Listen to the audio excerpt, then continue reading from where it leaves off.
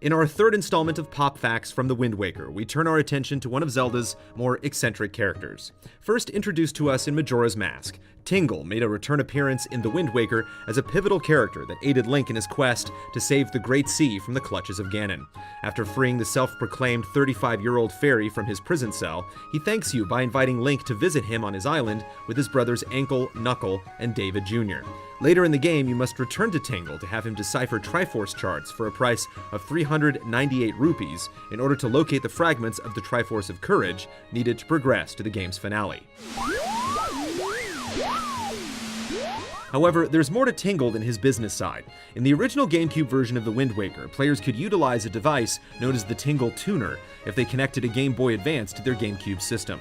This device granted all sorts of unique abilities to the player for a price.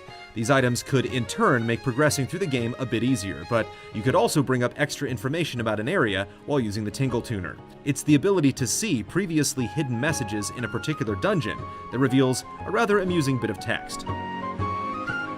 In the Tower of the Gods, you can use the Tingle Tuner to come across 5 pages of a story known as The Legend of the Fairy. When combined together, the text is a parody of the opening sequence of The Wind Waker, telling the tale of how a fairy aided the hero of time during what appears to be the events of Majora's Mask.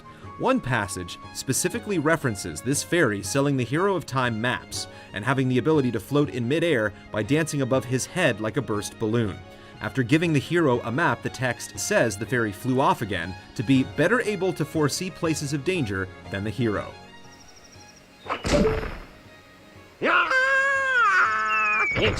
If you recall in Majora's Mask, Tingle floats around using a red balloon, and when shot down, offers to sell maps to Link. After the transaction is complete, Tingle does a dance, says his magic words, and returns back into the air by inflating a new red balloon.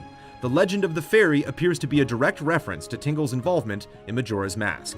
As cool of an Easter egg as this is, it poses a problem for those who care about the official chronology of the Zelda series.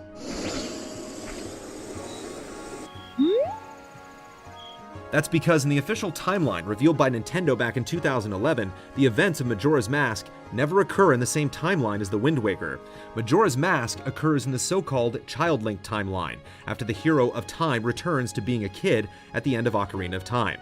The Wind Waker takes place in the Adult Link timeline, after the hero of time is sent back from the future. The existence of any reference to Majora's Mask conflicts with these facts. Also consider the masks we discussed in part 1 of this series found at the desk of the owner of the Nintendo Gallery. They're physical items used during Majora's Mask that appear in The Wind Waker.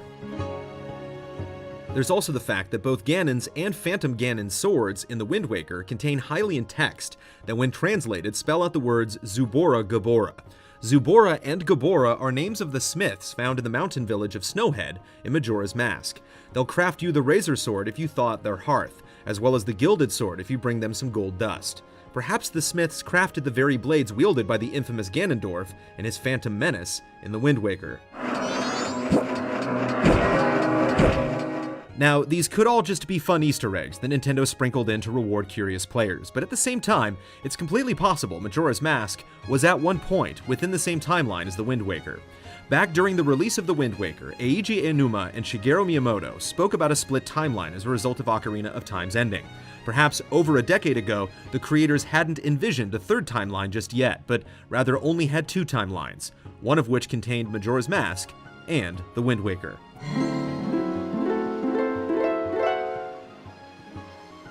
One other strong piece of evidence supporting the theory that Majora's Mask was once in the same timeline as The Wind Waker is found in a passage from the King of Red Lions as Link prepares to embark on his quest to the Earth and Wind Temples.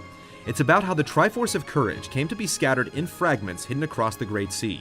One line in particular states, when the hero of time was called to embark on another journey and left the land of Hyrule, he was separated from the elements that made him a hero.